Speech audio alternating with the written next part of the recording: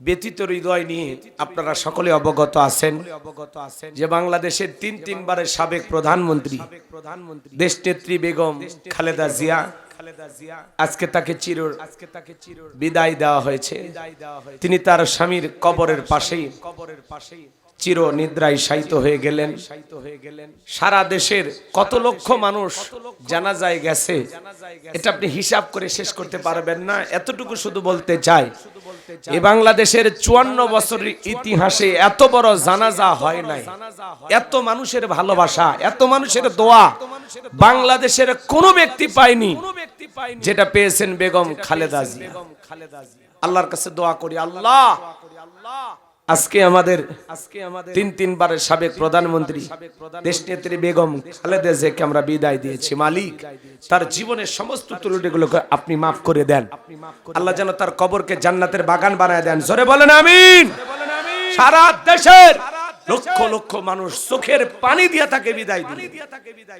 তার কলিজার টুকরা সন্তান, ওনার ছেলে বিএনপির ভারপ্রাপ্ত চেয়ারম্যান জনাব তারেক রহমান 1 মিনিট 8 সেকেন্ড বক্তব্য দিচ্ছেন আজকের ঐতিহাসিক জানাজায়।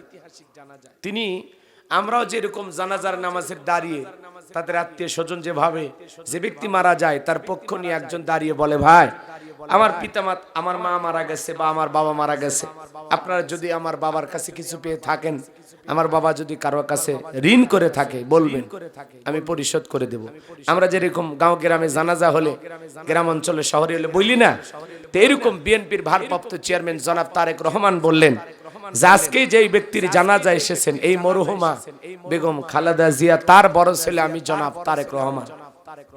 আমার মা জীবন দশায় যদি আপনাদের কাছে ঋণ করে থাকেন, কেউ যদি আমার মায়ের কাছ থেকে কোনো টাকা পয়সা পেয়ে থাকেন আমাকে বলবেন, আমি তার বড় ছেলে আপনাদের টাকা পরিশোধ করে দিব।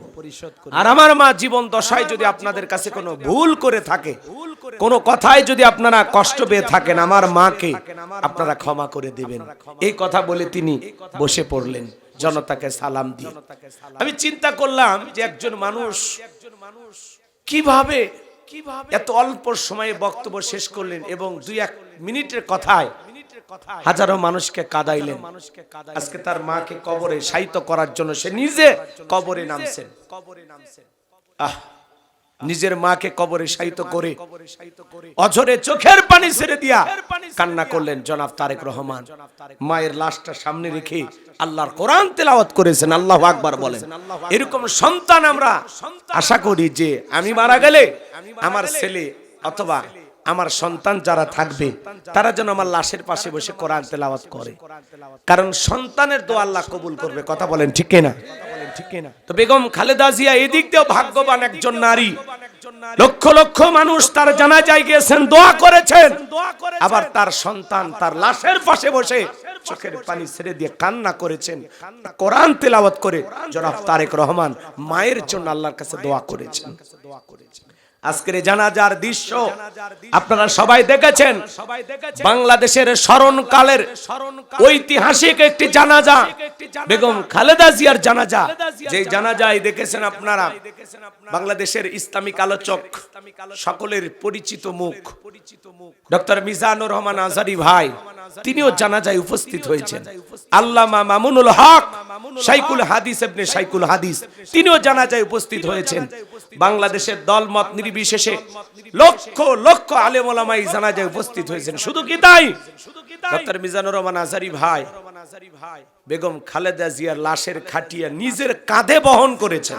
আল্লাহু আকবার বলেন। এই যে আলেমেরা তাকে এত মহব্বত করেন, ভালোবাসেন, কারণ তিনি কখনো আলেমদের বিরুদ্ধে একটিও বাজে মন্তব্য করেননি। আল্লাহু আকবার বলেন। তিনি আলেমদেরকে ভালোবাসতেন, ইসলাম আলাদের পক্ষে কাজ করেছিলেন। তিনি কখনো টুপিওয়ালা দাড়িওয়ালাকে মামলা দিয়ে ফাঁসায়নি, কোন টুপিওয়ালা দাড়িওয়ালাকে জেলখানায় বন্দী করেনি, কোন আলেমকে মাদ্রাসা থেকে ধরে নিয়ে যায়নি। কথা বলে ঠিক কিনা? এদেশের কোটি কোটি মানুষ তাকে এই জন্যই ভালোবাসে, কারণ তিনি ইসলাম আলাদেরকে ভালোবাসতেন, তিনি ইসলামের পক্ষে কাজ করেছেন। আজকে ডক্টর মিজানুর রহমান আজহারী বেগম খালেদা জিয়া লাশ বহন করা খাটিয়ে কাঁধে নিয়েছেন। কত বড় ভাগ্যবান একজন নারী। আল্লামা মামুনুল হক তার লাশের খাটিয়া কাঁধে বহন করেছেন। বাংলাদেশের সুনামধন্য একজন আলেম, বাইতুল মোকাররমের সম্মানিত খতিব হযরত মাওলানা আব্দুল মালিক দামাত বারাকাতুম, তিনি নিজে তার জানাজার নামাজের ইমামতি করেছেন। কত ভাগ্যবান একজন নারী ছিলেন বেগম খালেদা জিয়া। বলেন আল্লাহু আকবার। তার আজকে রাজকীয় বিদায়, কোটি কোটি মানুষ দোয়া করতেছেন আর কাঁদতেছেন।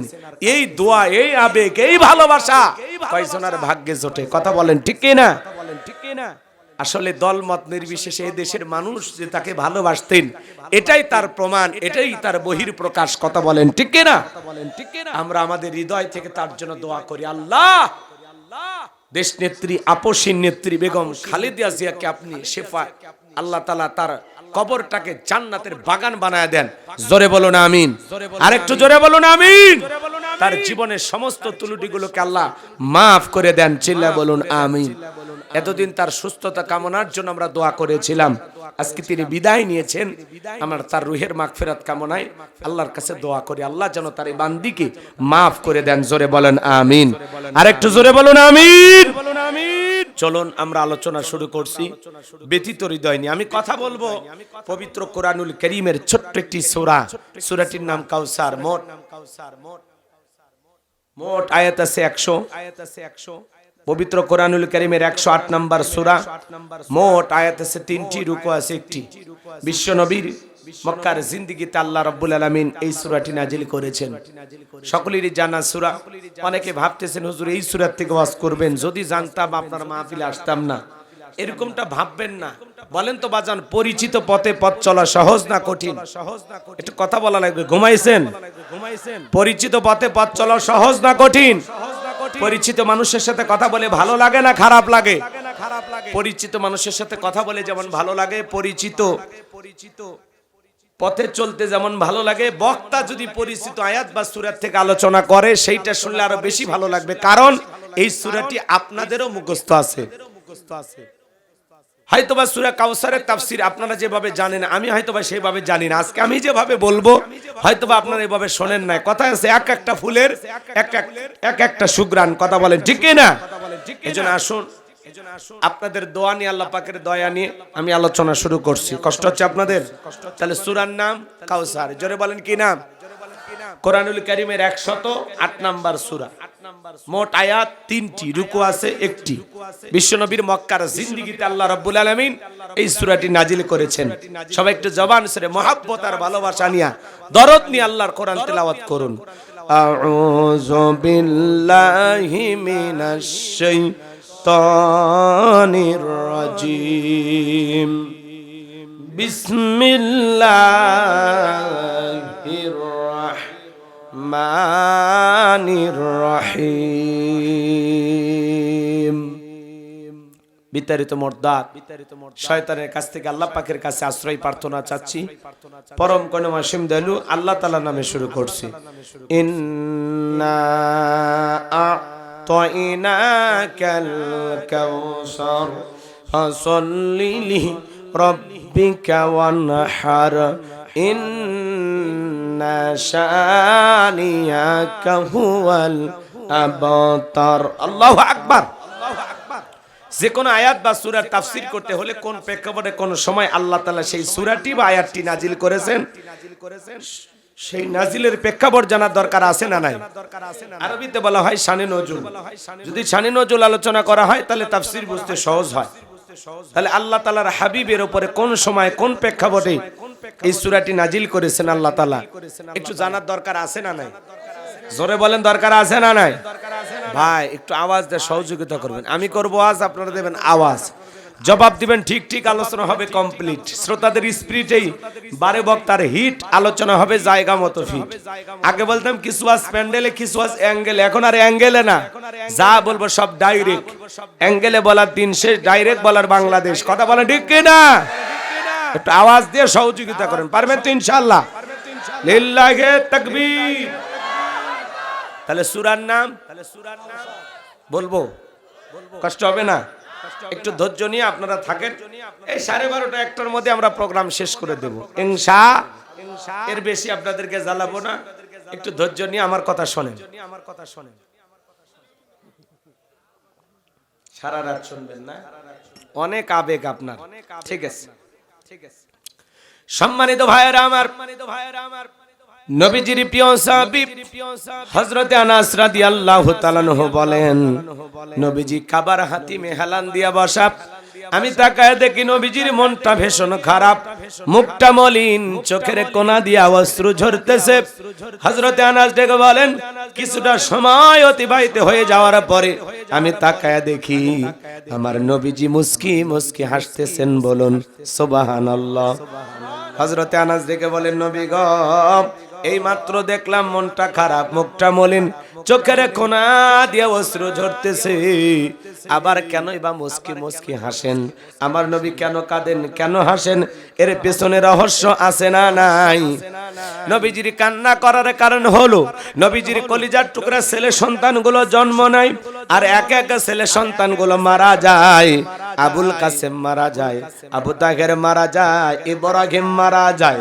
বাবা হিসাবে নবীর মনেও কষ্ট লাগে কি না? ছেলেগুলো জন্ম নেয় আর মারা যায়, একটা ছেলেও জীবিত থাকলো না। নবীজির কাছের চাচা নাম হলো আবু লাহাব ডেকে বলে, ভাতিজা, তোমার বংশে ভাতিজার কেউ থাকলো না, তুমি একটা লেজ কাটা, তুমি একটা নির্বংশ, তুমি একটা হাত খুঁড়ে। জোরে কর নাউজুবিল্লাহ। যদিও রসুলের 4টি কন্যা সন্তান জীবিত ছিল, কিন্তু ছেলেগুলো জন্ম নেয় আর একে একে মারা যায়। এই পৃথিবীর জমিনে আল্লাহ তাআলা অনেক নবী রাসূলকে পাঠিয়েছেন, তাদের সন্তানগুলো জীবিত ছিল যৌবন পর্যন্ত, প্রাপ্ত বয়স হওয়া পর্যন্ত। কিন্তু নবীজির একটা ছেলে সন্তানও কেন জীবিত থাকলো না? আল্লাহ তাআলা কেন শিশুকালে উঠায় নিলেন? এর পেছনেও কারণ আছে না নাই? জোরে বলেন আছে না নাই?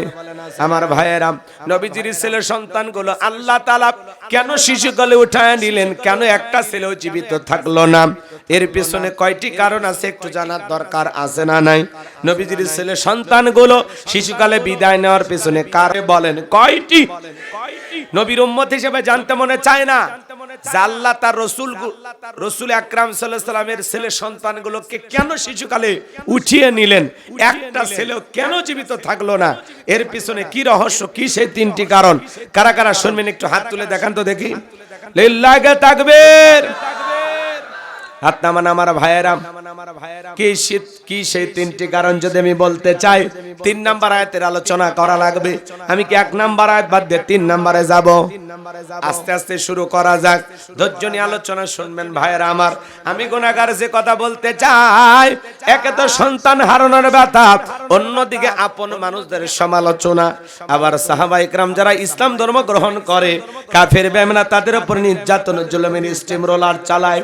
হযরতে বেলাল তখনও কালেমা পড়ে মুসলমান হন নাই। নবীজির রাতের বেলা দারুল আরকামে বসা, হযরতে বেলাল নবীজির দরবারে উপস্থিত হয়ে গেলেন। নবীজির চেহারার দিকে তাকাইয়া ডেকে বলেন, নবী গো, আপনার চাইতে সুন্দর মানুষ আমি জীবনে কোনোদিন দেখি নাই। বলুন সুবহানাল্লাহ। আপনার আমার নবী কতটা সুন্দর ছিলেন জানেন? হযরতে জাবের রাদিয়াল্লাহু তাআলা আনহু বলেন, পূর্ণিমার রাত আমি রাসূলের বাড়িতে গিয়েছিলাম, সেদিন দেখেছিলাম চাঁদ হয়েছে 2টা, একটা চাঁদ আসমানে আর একটা চাঁদ জমিনে। হযরতে জাবের বলেন, একবার আমি আকাশের পূর্ণিমার চাঁদের দিকে তাকাই, আর একবার নবীজির চেহারার দিকে তাকাই। ওই আকাশের পূর্ণিমার চাঁদের চাইতেও নবীকে আমার কাছে বেশি সুন্দর মনে হয়। একটু জোরে কর না সুবহানাল্লাহ। কেমন নবী পাইছি বাজার, নবীর সম্মান মর্যাদা কত। এক জায়গায় ওয়াজ করলাম, ভাই বলেন তো আমাদের নবীর নাম কি? বলে হুজুর আব্দুল কাদের জেলানী। পীর সাহেবের নাম মুখস্থ আছে, কিন্তু কপাল পরা নবীর নামটাও বলতে পারে না। আম্মা জান আয়েশা ডেকে বলেন, আপনার আমার নবী কতটা সুন্দর ছিলেন জানেন? আম্মা জান আয়েশা বলেন, যারা ইউসুফ নবীর চেহারার দিকে তাকাইয়া মিশরের নারীরা ফল কাটতে গিয়ে আঙ্গুল কেটে ফেলে দিয়েছিল, ওরা যদি একবার আমার নবীর চেহারার দিকে তাকাইতো, শুধুমাত্র আঙ্গুল নয়, আঙ্গুল কাটতে কাটতে কাটতে, হাত কাটতে কাটতে কখন যে নিজের কলিজা কেটে দুভাগ করে দিত, মুহূর্তের জন্য টের পাইতো না। আপনার আমার নবী এতটাই সুন্দর। আম্মা জান আয়েশা আরো বলেন, ও দুনিয়ার মানুষ, তোমাদের একটা সূর্য আছে, আমি আয়েশার একটা সূর্য আছে। তোমাদের সূর্য উদয় হয় দিনের বেলায়, আর আমি আয়েশার সূর্য উদয় হয় রাতের বেলায়। আম্মা জান আয়েশা ডেকে বলেন, একদিন রাতের বেলায় আমি সেলাইয়ের কাজ করতেছিলাম, হঠাৎ করে হাত থেকে সুইটা পড়ে গেল। বাতিতে কোনো তেল ছিল না, বাতি জ্বালাইতে পারলাম না, অপেক্ষায় বৈশা থাকলাম। নবী যখন এশার সালাত আদায় করার পরে ঘরের ভিতরে প্রবেশ করলেন, সর্বপ্রথম নবীজি আম্মা জান আয়েশাকে সালাম দিলেন। নবী ঘরে ঢুকে স্ত্রীকে কি দিলেন? তাহলে নবীর উম্মত হিসাবে এই আমল আপনার আমার ঘরেও চালু থাকার দরকার আছে না নাই? বাড়িতে যাব, ওকে সালাম দিবেন, আসসালামু আলাইকুম রহিমা, কেমন আছো সোনা? ঘরের দরজাটা খোলো না, আমি তোমার লিটনের বাপ, তোমার পাগল দিওয়ানা। বউ খুশি হয়ে দরজা খুলবে, কথা বলে ঠিক কিনা? কিন্তু আপনার আমার ব্যবহার তো মিষ্টি না। ঘরের দরজা চিৎকারে মারে ডাক দেয়, এ রুবেলের মা, দরজা খোল, বেশি দেরি হলে দরজা ভেঙে ফেলে দিয়া তোর পিঠের ওপর কি যে হবি রে। ভিতর থেকে বউ বলে, এটা স্বামী না, সেকেন্ড আজরাইল। কথা বলেন। বউকে সালাম দিবেন, ঘরে ঢুকে কোনো কথা নাই, প্রথমে বউকে সালাম দিবেন। মনে থাকবে তো ইনশাআল্লাহ? সালাম আছে যেখানে শান্তি আছে, সালাম আছে যেখানে সমাধান আছে। অনেক বড় বড় ঝামেলা একটা সালামের মাধ্যমে সমাধান হয়। বড় ভাই ছোট ভাই ঝামেলা হয়েছে, এলাকার মুরব্বি তোর ভাই সালাম দে, ক্ষমা চা, কথা কয় না, একটা সালামের মাধ্যমে সমাধান হয়ে যায়। ঘরে শান্তি দরকার আছে না নাই? তাহলে সালাম দিয়ে ঘরের ভিতরে শান্তির পানি ছিটাল লাগবে। বোঝেন না? বোঝেন, শুধু সালাম দেবেন না। এদিক যুবক, বউ সালাম দিয়ে বউয়ের হাত ধরে মুসাফা করলে, জোরে বলেন কার হাত? এরা কথা কয় না। আপনারা কি এতিম বউ নাই? তাহলে বলেন কার হাত ধরে? বউয়ের হাত ধরে মুসাফা করবেন, পাশের বাড়ির ভাবির হাত না ধরলে ঝাঁটা দিয়ে পিটাবি। নিজের বউকে দেখে সালাম বের হয় না, আর পাশের বাড়ির ভাবিরে দেখলে সালাম উতলে বের হয়। আসসালামু আলাইকুম ভাবি, কেমন আছেন? দিন দিন যে আপনার চেহারা হচ্ছে দেখে মনে হয় না যে আপনি দুই বাচ্চার মা। এই বদমাইশ, বিয়ে না হলে ভাবি ডাকলি কারে? আছে না নাই? বউকে সালাম দিয়ে হাত ধরে মুসাফা করবেন। একেবারে যদি ময়দান ফাঁকা থাকে কোলাকুলিও সেরে নেবেন। কার সাথে? বউয়ের সাথে। একসাথে যদি সালাম, মুসাফা, কোলাকুলি তিনটা আমল করতে পারেন, আপনাদের সম্পর্ক টিকে থাকার গ্যারান্টি। আল্লাহু আকবার কোন। রাসূল আকরাম সাল্লাল্লাহু আলাইহি সাল্লামের 4টি সুন্নত, প্রত্যেকটা নারী পুরুষ তাদের দাম্পত্য জীবনে যদি আমল করে, তাদের দাম্পত্য জীবনে কোনো ধরনের অশান্তি থাকবে না, কোনো হুজুরের তাবিজ লাগবে না, পানি পড়া লাগবে না। কথা কয় না কে? বিনা পয়সায় আজকে আপনাদেরকে এই সার্ভিসটা দিয়ে যাব। রাগ করতেছেন? 4টি সুন্নত, জোরে বলেন কয়টি? রাগ করতেছেন? স্লোগান শোনেন না? আপনি কি দাম্পত্য জীবনে অসুখী, সুখ খুঁজে পাচ্ছেন না? তাহলে দাম্পত্য জীবনে সুখ আর শান্তি পেতে হলে আজকে সকালে বিয়ে করে সন্ধ্যায় তালাক, সন্ধ্যায় বিয়ে করে সকালে তালাক। দাম্পত্য জীবনে সুখ নাই, শান্তি নাই, ডিভোর্সের সংখ্যা, তালাকের সংখ্যা কমছে না বাড়ছে? তাহলে জীবনে সুখ আর শান্তি পেতে হলে রাসূলের 4টি সুন্নত আমল করা লাগবে। এই 4টি সুন্নত কি কি ঘরে নিয়ে যাবেন? হাত তোলেন তো দেখি, কারা কারা শুনবেন? একটু হাত তোলেন, লিল্লাহি তাকবীর। একটু ধৈর্য নিয়ে বসেন, একটার আগে মাজা সোজা কইরেন না। এই একটা পর্যন্ত থাকবেন? কারা কারা একটা পর্যন্ত থাকবেন? হাত তোলেন তো আরেকবার, একটু জোরে বলেন ইনশাআল্লাহ। আর একটু জোরে বলেন ইনশাআল্লাহ। হাত নামান। এই যে হাত তুলে ওয়াদা দিয়েছেন, ওয়াদা ঠিক রাখবেন, কারণ ওয়াদা ভঙ্গ করা মুনাফিকের লক্ষণ। আমার বিশ্বাস সিরাজগঞ্জের মাটিতে কোনো মুনাফিকের জায়গা নাই। কথা বলেন। সিরাজগঞ্জের মাটি মুমিনদের ঘাঁটি, সিরাজগঞ্জের মাটি ইসলামী আন্দোলনের ঘাঁটি, সিরাজগঞ্জের মাটি আল্লাহ ওয়ালাদের ঘাঁটি। কথা বলেন। সিরাজগঞ্জের মানুষ খুব ভালো। চলেন আমার ভাইয়েরা, গভীর মনোযোগ দিয়ে কথাগুলো শুনে যান বাজান। এই 4টি সুন্নত কি কি বলতে গেলে এলোমেলো হয়ে যাবে, একটু ধৈর্য ধারণ করে পরে আমি বলতেছি সময় থাকলে। গভীর মনোযোগ দিয়ে কথাগুলো শুনে যান। আম্মা জান আয়েশা ডেকে বলেন, নবীজি যখন সালাম দিয়ে প্রবেশ করলেন, সালাম দিতে বউক শরম লাগে? অনেকে বলে না, অনেকে বলে না। একজনের জিজ্ঞেস, একজনের নাই, ইস এই শীতের দিন একটা বউ ছাড়া চলে? আল্লাহ যুবকদের একটা নেককার করে বিবি জোটায়া দেন, ঘরে ঘরে একটা নেককার বিবির ব্যবস্থা করে দেন। জোরে করে আমিন। এই যুবক অপেক্ষা করো, তোমাদের জন্য ওয়াজ হবে, একটু অপেক্ষা করো। তোমরা যুবক, আমিও যুবক, তোমাদের মনের দুঃখটাকে আমি বুঝি, একটু অপেক্ষা করো। তোমাদের জন্য স্পেশাল কিছু আলোচনা মাথার মেমোরিতে সেভ করা আছে, সময় মতো ডাউনলোড দিয়ে শোনায় দেবো ইনশাআল্লাহ। হয়তোবা তোমাদের আলোচনা 1 ঘন্টা 3 মিনিট পরে শুরু হবে, লাফায়ও না, একটু ধৈর্য ধরো। অনেকে দেখবেন 5 মিনিট মাহফিলে বসে 5 মিনিট দৌড় মেরে দোকানে যায়। এই দৌড় ঝাঁপের উপর যারা থাকে দোষ তো আল্লাহ, দোষ হলো আর মায়ের। এ যখন পেটে ছিল দক্ষিণ পাড়া থেকে উত্তর পাড়া, উত্তর পাড়া থেকে দক্ষিণ পাড়া, পূর্ব থেকে পশ্চিম, পুরো এলাকায় বাচ্চা পেটে নিয়ে ঘুরছে। এই সন্তানটা এই জন্য স্থির থাকতে পারে না, মায়ের মতোই অস্থির। কথা কন, ভদ্রলোকেরা কোরআনের মাহফিলে এসে বসে, আড্ডা দেয় না। ওই দোকানপাটে যারা আড্ডা মারতেছে, চা খাচ্ছে, ফুং ফাং করে ঘুরিচ্ছে, ওরা এই জিন্নি আছে, ওরা মাহফিল শুনবে যাচ্ছে, ওরা ওয়াজ শুনবে যাচ্ছে। যায় শোনেন, ওরা বড় বড় মুফতি, ওরা এই মাইক দিয়ে 2-4 মিনিট শুনবে আর কবি ওয়াজ হলো না যায়, ভালো করছি। শয়তান যে ওরা ধরছে ওইটা ওটা আর পাইনি। যেটা জান্নাতের বাগান, এখানে বসলেই সব। কোরআন শোনার জন্য 1 ঘন্টা যদি সময় ব্যয় করতে পারেন, 500 রাকাত নফল নামাজ পড়লে যে সব, আল্লাহ তাআলা সেই সমপরিমাণ সব আপনাদের আমল নামায় লিখে দিবেন। বলুন সুবহানাল্লাহ। এইবার বলেন, আপনারা ঠকছেন না জিতছেন? আর ওরা কি পাচ্ছে? পাকার নিচে যে ডিমগুলো থাকে সেই ডিমগুলোর মুরগির বাচ্চা ফোটে, পাকার বাইরে ডিম থাকলে বাচ্চা ফুটবে না। এটা ঘোলা ডিম, পচা ডিম, নষ্ট ডিম। কোরআনের মাহফিলের প্যান্ডেলের ভিতরে যারা থাকে এরা হলো জাতের শ্রোতা, খাঁটি স্বর্ণ মার্কা শ্রোতা, নির্ভেজাল আল্লাহওয়ালা, এরা কোরআন প্রেমিক। এর বাইরে যারা থাকে ওরা হলো পাতান, ওরা পচা ডিম, ওরা ঘোলা ডিম, ওরা হলো আর বললাম না কথা ঠিক? লিল্লাহি তাকবীর।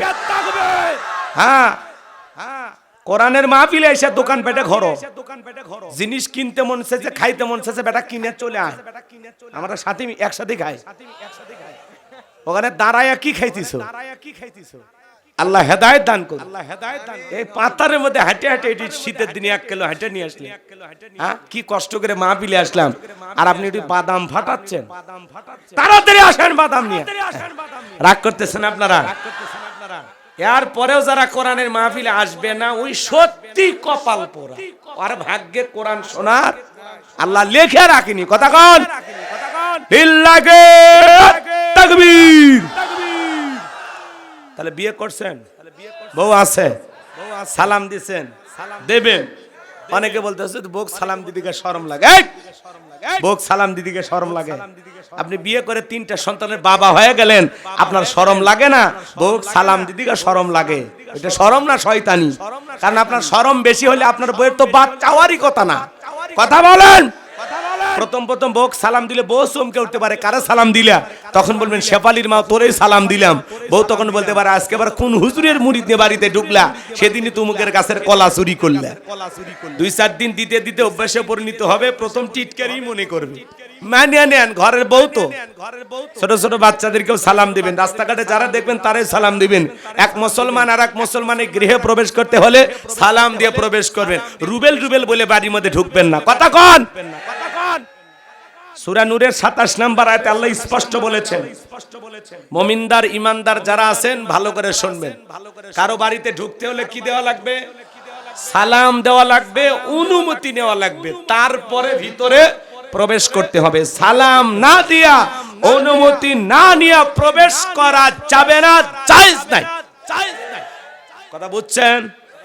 চলেন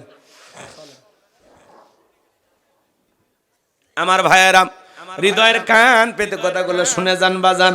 আম্মা জান আয়েশা ডেকে বলেন, নবীজি যখন সালাম দিয়ে প্রবেশ করলেন, নবীজির চেহারার আলোতে সুইটা কই পড়ে আছে আমি পরিষ্কার দেখতে পেয়েছি। বলুন সুবহানাল্লাহ। পাইলে নিরালাই গো নবী, পাইলে নিরালাই, 2 কদমে চুমু খাবো, 2 কদমে চুমু খাবো, চরণ ধুলি মাগবো গায়ে। পাইলে নিরালাই গো নবী, পাইলে নিরালাই, পাইলে নিরালাই গো নবী, পাইলে নিরালাই, 2 কদমে চুমু খাবো, 2 কদমে চুমু খাবো, চরণ ধুলি মাগবো গায়ে। পাইলে নিরালাই গো নবী, পাইলে নিরালাই। জোরে খন মারহাবা। কেমন নবী পাইছি বাজার, নবীর সম্মান মর্যাদা কত। যে নবী হ্যাঁ বললেন তাম পৃথিবীবাসীর জন্য আল্লাহ পাক হালালে পরিণত করে দেয়, যে নবী না বললে তাম পৃথিবীবাসীর জন্য আল্লাহ পাক হারামে পরিণত করে দেয়। যেই নবী জমিনে পা তুললে মাওলা পাকের আরশে আজিমে পৌঁছে যায়। আল্লাহু আকবার। আসমানের চাঁদের দিকে সারা করলে চাঁদ দুই টুকরো হয়ে যায়, জমিনে পথ চললে আসমানের মেঘ এসে ছায়া প্রদান করত। যেই নবীর চেহারার উপরে মশা মাছি বড় হারাম, নবী যখন ঘেমে যেতেন আম্মা জানেরা নবীজির দেহের ঘামগুলো শিশির ভিতরে জমা রাখতেন। বিশেষ দিনে নবীজির দেহের ঘামগুলো সুগন্ধি হিসাবে ব্যবহার করা হতো। বলুন সুবহানাল্লাহ। নবী যদি ওযু করতেন বাজার, ওযুর পানি দিয়া সুগন্ধি বের হয়ে যাইতো। নবী রাস্তাতে হেঁটে গেলে সুগন্ধি পাওয়া যাইতো। নবীজি থুতু নিক্ষেপ করলে সেখান থেকেও সুগন্ধি বের হইতো। কেমন নবী পাইছি বাজান, যে নবী ছাগলের স্তনে দুধ হয় না, ওই ছাগলের স্তনে যদি হাতটা লাগায় দেয় দুধে পরিপূর্ণ হয়ে যায়। যেই খাবার 2-3 জন মানুষ খাবে, ওই খাবারে যদি নবীজির হাতটা লেগে যায় শত শত মানুষ খাবার খেয়েও যেমন খাবার তেমনি থাকতো। বলুন সুবহানাল্লাহ। যেই নবীর চেহারার দিকে তাকাইলে পেটের ক্ষুধা নিবারণ হয়ে যাইতো। বলুন সুবহানাল্লাহ। সেই নবীর কাছে বেলাল কথা মনে আছে না নাই? বেলাল দেখে বলে, নবী আপনি কালেমার দাওয়াত দেন, ইসলামের প্রচার করেন, দয়া করে আমারে কালেমা পড়ায় দেন। নবীজি হযরত বেলালকে পড়ায় দিলেন, লা ইলাহা ইল্লাল্লাহু মুহাম্মাদুর রাসূলুল্লাহ সাল্লাল্লাহু আলাইহি ওয়াসাল্লাম। হযরতে বেলাল কালেমা পড়ে মুসলমান হয়ে গেল। নবী আমার দিকে বলে, বেলাল ইসলামের অবস্থা কোন ভালো না, কালেমা পড়েছো আপাতত প্রকাশ করা যাবে না। আপনারাই বলেন তো বাজান, ইসলামের অবস্থা কি সব সময় ভালো থাকে? আজও तमाम পৃথিবীর দিকে তাকা দেখেন, যেখানে মুসলমান সেখানে নির্যাতন জুলুম আছে না নাই? আজও ফিলিস্তিনি মুসলমানদের রক্ত নিয়ে খেলা করে জালেম নেতানিয়াহু। আজও চীনের উইঘুরে মুসলমানদেরকে ধরে নিয়ে যায় করাতদের চেরা হয়, পিস্তলের গুলি দিয়ে তাদেরকে বিদায় করে দেওয়া হয়। আজও ভারতে গরুর গোশত খাওয়ার অপরাধে মুসলমানদেরকে পিটিয়ে হত্যা করা হয়। আজও যেখানে মুসলমান সেখানে নির্যাতন আছে না নাই? तमाम পৃথিবীর জালেম আর বেঈমানের ঐক্যবদ্ধ হয়েছে ইসলাম আর মুসলমানকে মুছে ফেলে দিবে, কিন্তু ওরা তো জানে না ইসলামের সুইচ আছে কার হাতে। আর একটু জোরে কর না। আমার আল্লাহ বলেন, ইউরিদুনা লিতুফিউ নূরাল্লাহি বিআফওয়াহিহিম আল্লাহু মুতিম্মু নূরিহি ওয়ালাউ কারিহাল কাফিরুন।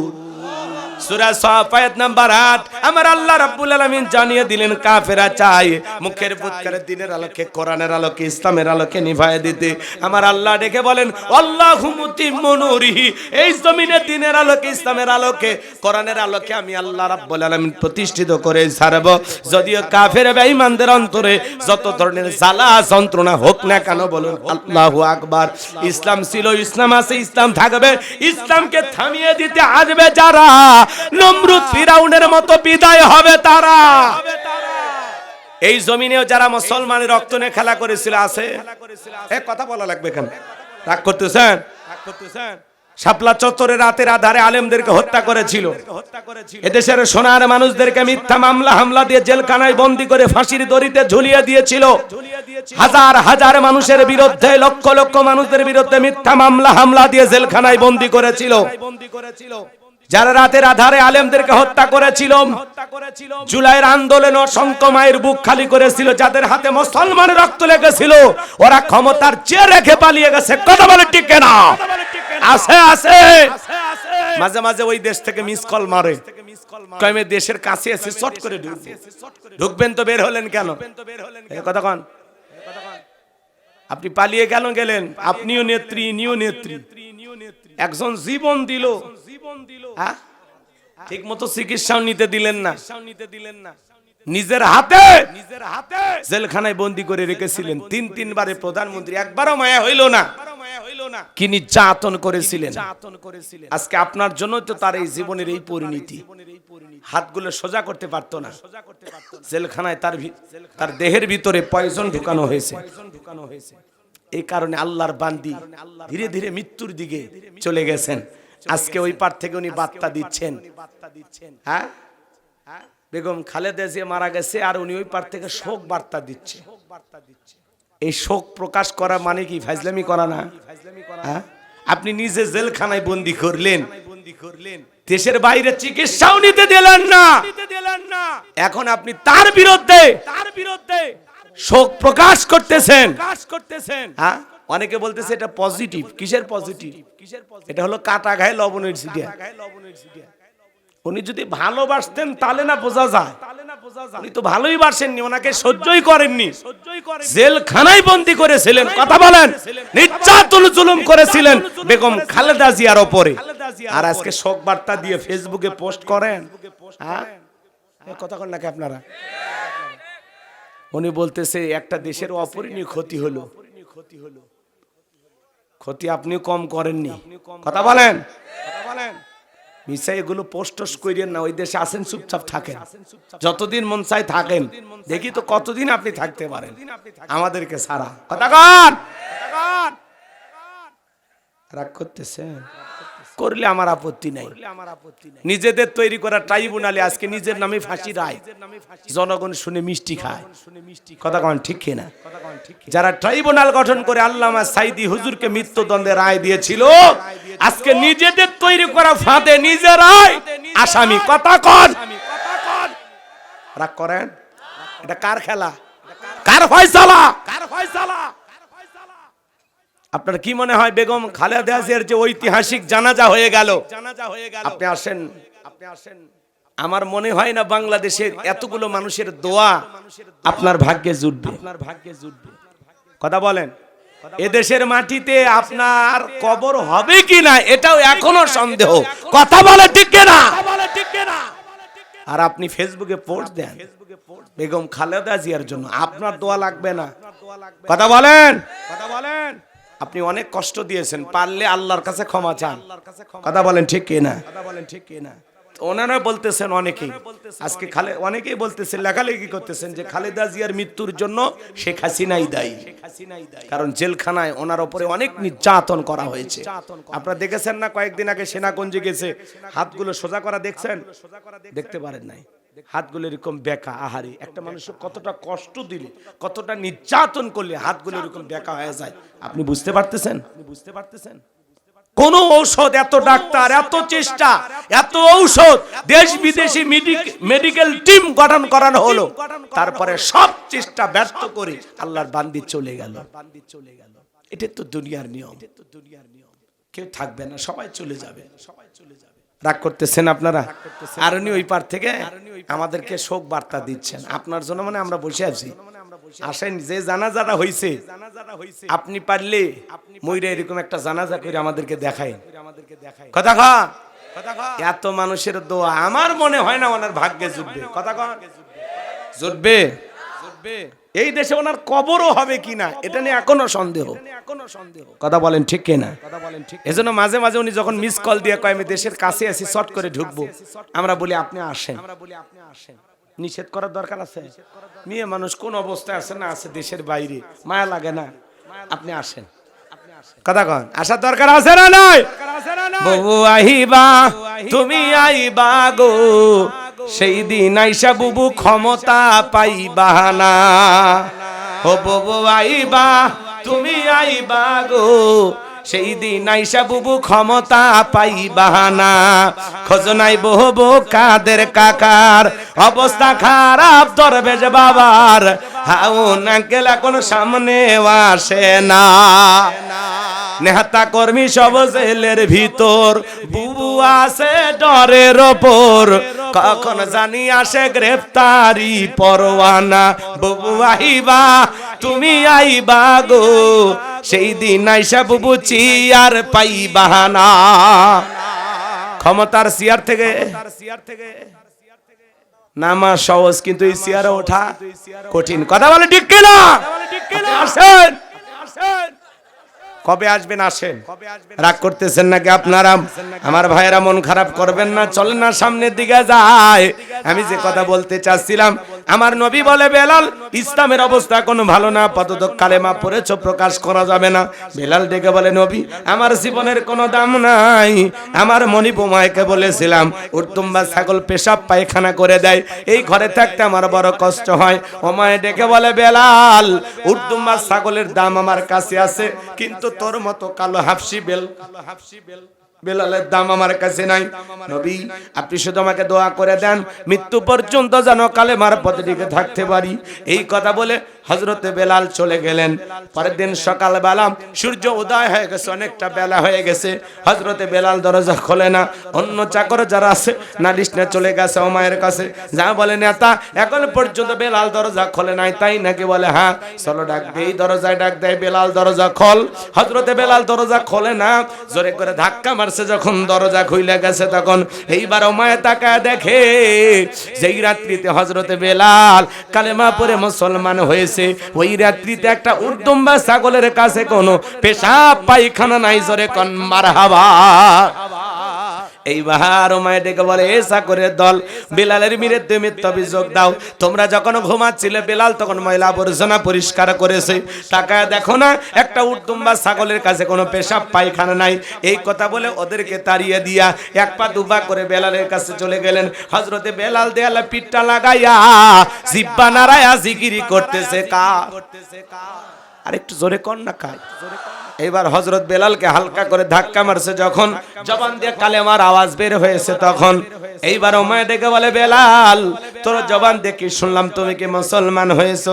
হযরতে বেলাল ডেকে বলে মুসলমান হয় যারা মিথ্যা কথা বলতে পারবে না তারা আকুলু কওলান সাদীদা। মুসলমানেরা হলো সত্যবাদী, মুসলমানেরা কখনো মিথ্যাবাদী হতে পারে? আমাদের সমাজে মিথ্যাবাদী আছে না নাই? ভরা পেটে মিথ্যা, খালি পেটে মিথ্যা, মিথ্যা বলতে বলতে চেহারা বেঁকা হয়ে গেছে, এক পা কবরে চলে গেছে। এত মিথ্যা কথা বলে, শয়তান পর্যন্ত বলে আমি এত খারাপ না। অনেকে বলে মিথ্যা না বললে পেটের ভাত হজম হয় না। আছে না নাই? যত মিথ্যা বলবেন তত সমস্যা বাজান। একটা মিথ্যাকে ঢাকতে গিয়ে আরো 10টা মিথ্যা বলা লাগে। এজন্য জবান দিয়ে কখনো মিথ্যা বলা যাবে কথা কয় না। মুসলমান সত্য কথা বলবেন, সব সময় সত্য কথা বলবেন। আল্লাহ আমাদের সত্যবাদী হওয়ার তৌফিক দান করেন, জোরে বলেন আমিন। আমার ভাইয়েরা এই বাহার ওমায়ে ডেকে বলে বেলাল তুমি যদি চাও উর্তুম্বা ছাগলের মালিক বানায় দেব, থাকার জন্য ভালো ঘরের ব্যবস্থা করে দেব। হযরতে বেলাল ডেকে বলে ওমাইয়া দুনিয়ার কোন পার্থিব সম্পদের বিনিময়ে বেলাল তার ঈমান বিক্রি করবে না। বলুন আল্লাহু আকবার। এই কথা শোনার পরে ওমায়ে ডেকে বলে বেলাল আমার কথা যদি না শোনো বড় নেতা আবু জেলকে খবর দেব। হযরতে বেলাল ডেকে বলে কোন বড় নেতা ছোট নেতা এখন কাউকে গোনার টাইম নাই। আমি দুনিয়ার কোন আবু জেলকে ভয় করি না, আমি ভয় করি আমার আল্লাহকে। আল্লাহু আকবার। এই বাহার ওমায়ে দৌড়ে চলে গেল আফজলের বাড়িতে, যা বলে নেতা সংবাদ খুব খারাপ, আমার বাড়ির কি তো দাস বেলাল কালেমা পড়ে মুসলমান হয়েছে, তাই নাকি? বলে হ্যাঁ। ঠিক আছে যাও আমি আসতেছি। আফজলের কিছু সাঙ্গ পাঙ্গ ক্যাডার মাস্তান ছিল যাদের কাজই হলো মুসলমানদের উপর নির্যাতন জুলুম চালানো। এই আফজল কতটা খারাপ জানেন বাজার? নবীর প্রিয় সাহাবী আম্মার রাদিয়াল্লাহু তাআলা আনহু তার মাকে নিয়ে হেঁটে যাচ্ছেন, আবু জেলের সাথে সাক্ষাৎ। আবু জেল ডেকে বলে আম্মার শুনলাম তোমরা নাকি মুসলমান হয়েছো। হযরতে আম্মার বলে হ্যাঁ আমরা সবাই কালেমা পড়ে মুসলমান হয়েছি। আবু জেল ডেকে বলে তোমরা কি জানো এর পরিণতি কত ভয়ঙ্কর হতে পারে? আম্মার ডেকে বলে আবু জেল ভয় দেখায় লাভ নাই, ইমানদাররা কোনো কাফেরকে ভয় করে না। এইবার আবু জেল কি করলো জানেন? হযরতে আম্মার এবং তার মা সুমাইয়াকে ধরলেন, এ বাজান দুইজনকে বাঁধলেন। বাঁধার পরে হাজার হাজার মানুষ তাদের উপর নির্যাতন জুলুমের দৃশ্য দেখতেছে। এইবার আবু জেল কাছে এসে বলে আম্মার এখন যদি একটা খেলা দেখায় বলতো কেমন হবে? আম্মার বলে কি খেলা দেখাই? আবু জেল ডেকে বলে তোর চোখের সামনে যদি আমি তোর মাকে উলঙ্গ করি বলতো কেমন হোক? হযরতে আম্মার মাথাটা নিচু করলেন। সময় ডেকে বলে আমার সন্তান আম্মার বেঈমানদের কথায় কখনো ঈমান ছাড়বা না। এই বাহার আবু জেলের লোকজন সময়কে আঘাত করা শুরু করলো। হযরত সময়কে আঘাত করতে করতে তার দেহ থেকে সমস্ত পোশাকগুলো খুলে ফেলে দেওয়া হলো। উলঙ্গ অবস্থায় সময়া জমিনের উপরে লুটিয়ে পড়লেন।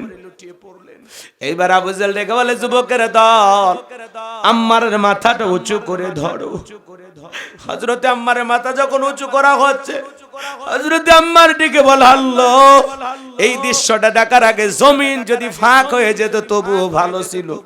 হযরতে সুমাইয়া ওই পজিশন থেকে সন্তানকে ডেকে বলে, আম্মার, বেঈমানদের কথায় কখনো ঈমান ছাড়বা না। আবু জেহেল এইবার একটা বর্ষা দিয়া আঘাত করতে করতে এত জোরে আঘাত করলেন, হযরতে সুমাইয়া এখন শাহাদাতের পেয়ালা পান করবেন।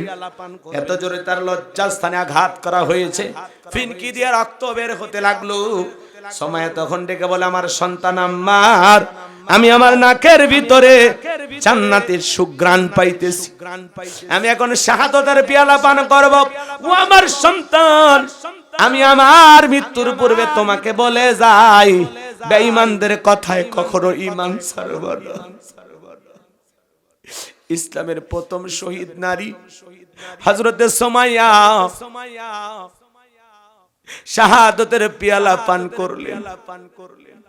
সাহাবায়ে কিরামদের উপরে কত নির্যাতন জুলুম করা হয়েছে, তারপরেও তারা ইসলাম থেকে 1 ইঞ্চি সরে যায় নাই। এই আবু জেহেল তারা সাঙ্গপাঙ্গ ক্যাডার মাস্তানে বেলালের সামনে হাজির হয়ে গেল। ডাইকে বলে, বেলাল এইদিকে আয়। ও বেলাল, এসব কি শুনছি তুমি নাকি আব্দুল্লাহর বেটা মুহাম্মদ সাল্লাল্লাহু আলাইহি সাল্লামের কাছে গিয়ে কালেমা পড়ে মুসলমান হয়েছো? আবু জেহেলের কথা শোনার পরে হযরতে বেলাল ডেকে বলে, হ্যাঁ, গতকাল রাত্রিতে নবীজির হাতে হাত রেখে আমি কালেমা পড়ে মুসলমান হয়েছি। এই কথা শোনার পরে আবু জেহেল ডেকে বলে, বেলাল, তুমি যদি চাও উর্দুম্বা ছাগলের মালিক তোমারে বানায় দেব, থাকার জন্য ভালো ঘর বানায় দেব, টাকা পয়সা যদি লাগে ব্যবসা বাণিজ্য করার জন্য যা চাইবা তাই দেওয়া হবে। ও বেলাল, তোমার চাহিদা মোতাবেক আমরা তোমার চাওয়াটাকে পূরণ করব। এই কথা শোনার পরে হযরতে বেলাল দেখে বলে, আবু জেহেল রে, পুরো দুনিয়ার সব সম্পদ যদি আমি বেলালকে দিতে চাও, যিনি কালেমা ছাড়তে রাজি নাই, বলেন আল্লাহু আকবার। বেলালের মতো যারা খাটিয়ে মাদারকে টাকা দিয়া কেনা যায় না, কিন্তু মুনাফিক মার্কা মুসলমান যারা টাকার কাছে বিক্রি হয়, তারা কথা বলেন, টাকার জোরে ফতুয়া করে, টাকা বলে বৈধকে অবৈধ বলে ফতুয়া দেয়, অবৈধকে বৈধ বলে চালিয়ে দেয়, টাকার জোরে ফতুয়া ঘরে। টাকা পাইলে বাতিলের 5-6টা গোলাম হয়, 1 প্যাকেট বিরিয়ানি পায়া কয়, ম্যাডাম আপনি জান্নাতি টিকিট কনফার্ম। কথা কয় না? এরকম হুজুর আছে না নাই? দালাল। কি কি জোরে কোন? আরে জালাল না, দালাল। বাতিলের 5-6টা গোলাম, দুনিয়ার একটু সুবিধা পাওয়ার জন্য বাতিলের 5-6টা গোলাম হয়, আছে না নাই? মনে রাখবেন বাজান, ইমানদার কোনদিন বাতিলের 5-6টা গোলাম হতে পারে না। ইমানদার একমাত্র রবের গোলাম, এটাই তার জীবনের শ্রেষ্ঠ পরিচয়।